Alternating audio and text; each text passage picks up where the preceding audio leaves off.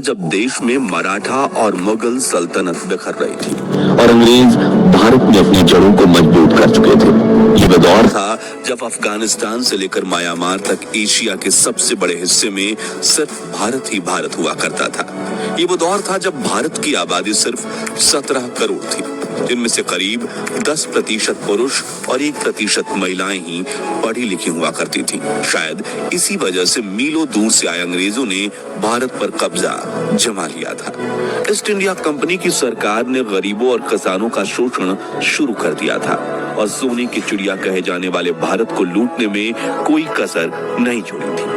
लेकिन क्या आपने कभी सोचा है उस दौर में आम भारतीयों की जिंदगी आखिर कैसे हुआ करती थी? उनका रहन सहन और पहनावा कैसा होता था? उस दौर के भारतीय लोग क्या काम किया करते थे और कैसे अंग्रेजों ने भारत के महान साम्राज्यों की हुकूमत को अपने कब्जे में लिया था? अगर हाँ, तो आज का वीडियो आपके लिए खास है, क्योंकि आज हम सन 1800 के दौरान अखंड भारत के इतिहास से पर्दा उठाएंगे, जिसे ज्यादातर स्कूलों कॉलेजों में पढ़ाया नहीं जाता। लेकिन उसके पहले आप वीडियो को लाइक और चैनल को सब्सक्राइब कर दीजिए। सल्तनत और हुकूमत। 16वीं शताब्दी की शुरुआत में जब अंग्रेजों ने भारत में दस्तक दी तो शुरुआत में उनका उद्देश्य सिर्फ यहाँ व्यापार करना था। लेकिन जब देश के कई महान राजा उनकी मीठी बातों के शिकार नहीं हुए तो उन्होंने इस महान देश की सत्ता पर ही कब्जा करने का फैसला किया। बता दें कि भारत में कदम रखने वाली सबसे पहली ब्रिटिशर्स टोली के कैप्टन थे विलियम हॉकिंस, जिन्होंने 24 अगस्त 1608 के दिन सूरत के बंदरगाह पर पहला कदम रखा था और कुछ ही समय में उन्हें यह अंदाजा लग गया था कि वो कूटनीति से भारत को अपने कब्जे में कर सकते हैं। 1631 में जब शाहजहां ताजमहल बनवा रहे थे, तभी अंग्रेज भारत में अपने पैर पसारने की कोशिश में लगे हुए थे। उस वक्त कुछ छोटे बड़े राजाओं के अलावा भारत में 2 बड़े साम्राज्यों की हुकूमत चलती थी, जिसमें पहला था औरंगजेब का मुगल एम्पायर और दूसरा था मराठा साम्राज्य। ये दोनों शक्तियां इतनी ताकतवर थीं कि इनके सामने अंग्रेज चाय कम पानी थे, मगर इनकी सबसे बड़ी कमजोरी थी एक दूसरे से नफरत। जो देख अंग्रेज एक तरफ इन दोनों सल्तनतों के राजाओं के तलवे चाटते रहे और ये जताने की कोशिश करते रहे कि हम आपके साथ हैं, लेकिन दूसरी तरफ बड़ी चालाकी से कूटनीति करके इन दोनों साम्राज्यों में कई लड़ाइयां करवाईं और खुद बाजी मारने के लिए सही मौके का इंतजार करते रहे। अपनी इसी मंशा में कामयाब होने में अंग्रेजों को 100 साल लग गए और शुरुआत हुई 18वीं सदी की, जब ईस्ट इंडिया कंपनी ने भारत में अपने पैर पसार लिए थे। मुगलों की सल्तनत खत्म होने के कगार पर थी और मराठा साम्राज्य भी कई इलाके अंग्रेजों से हार चुका था। एक तरफ वो गरीबों और किसानों का शोषण कर रहे थे, दूसरी तरफ शिक्षा और पैसों के लालच देकर युवा भारतीयों को ही अपनी ब्रिटिश आर्मी में भर्ती करना शुरू कर दिया था। वो भारतीय व्यापारियों से बहुत ज्यादा कर वसूलते थे। उन्होंने यहाँ पर अपनी फैक्ट्रीज खोल रखी थी, जहाँ सस्ते में बना माल एक्सपोर्ट करके वो अंधाधुंध पैसा छाप रहे थे और ये पूरा पैसा भारत से सीधा ब्रिटेन जाता था, जिस वजह से भारत में आर्थिक संकट के दौर की शुरुआत हुई। भारतीयों की कमाई, पैसों की किल्लत और लगन। आपने ये कहावत तो सुनी होगी कि मेरी जरूरतें कम है इसलिए मेरे जमीर में दम है, जो 1800 के दौर में 90% भारतीयों के लिए सही साबित होती है। हालांकि हमारे भारतीय समाज में मौका परस्त लोगों का वजूद हमेशा से बना रहा है। उस वक्त भी कुछ मौका परस्त लोग ऐसे थे जो अंग्रेजों के तलवे चाटकर अधिक कमाई किया करते थे, जबकि आम भारतीय अपनी सभी जरूरतें पूरी तक नहीं कर पाते थे। एक तरफ जमींदार किसानों को कर्जा देकर ज्यादा ब्याज लेकर उन्हें लूटा किया करते थे, वहीं दूसरी तरफ किसान बाढ़, सूखे जैसी समस्याओं का सामना करते थे और अंग्रेजों द्वारा लगाया गया जानलेवा लगान तो किसानों की कमर ही तोड़ देता था। वही जो लोग खेती नहीं करते थे, उनमें से कुछ छोटा मोटा व्यापार करते थे, जिन्हें अंग्रेज टैक्स और हफ्ता वसूली करके लूटने से बाज नहीं आते थे, जबकि कुछ लोग मजबूरी में चंद पैसों के लिए अंग्रेजों की फैक्ट्रीज में 16-16 घंटे काम किया करते। गांव का व्यापार। उस दौर के भारत की एक चीज बहुत अच्छी थी, वो है बार्टर सिस्टम, यानी सामान के बदले सामान देना। इसका इस्तेमाल भारत में ज्यादातर गांव में किया जाता था। गांव में अगर कोई एक आदमी चावल उगाता था तो वो दूसरे आदमी से चावल के बदले गेहूं लेता था। जो आदमी सब्जी उगाता था उन सब्जियों के बदले चावल और गेहूं ले लेता था।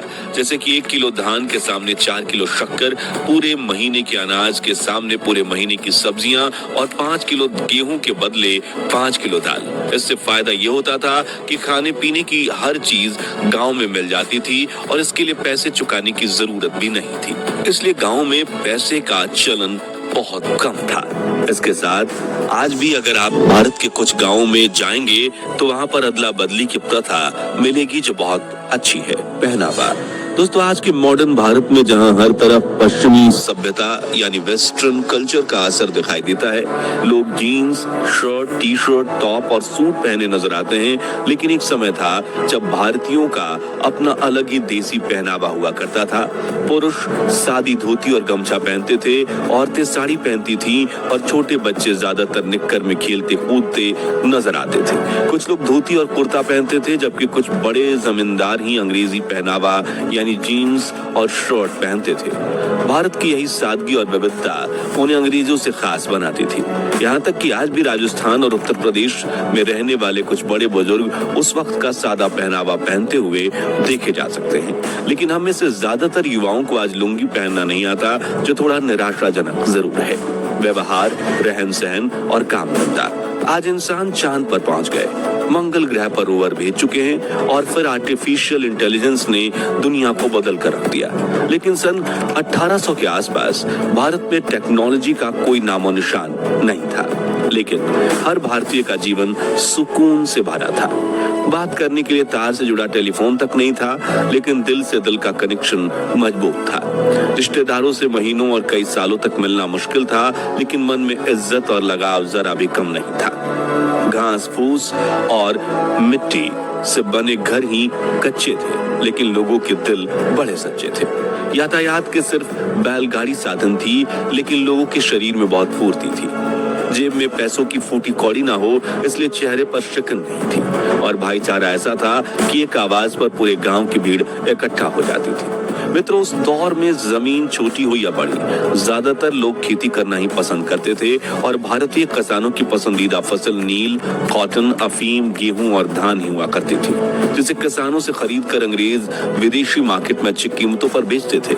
लोग खेती के साथ किसान पशुपालन भी करते। जो लोग खेती नहीं करते थे वो अंग्रेजों की फैक्ट्री में काम किया करते।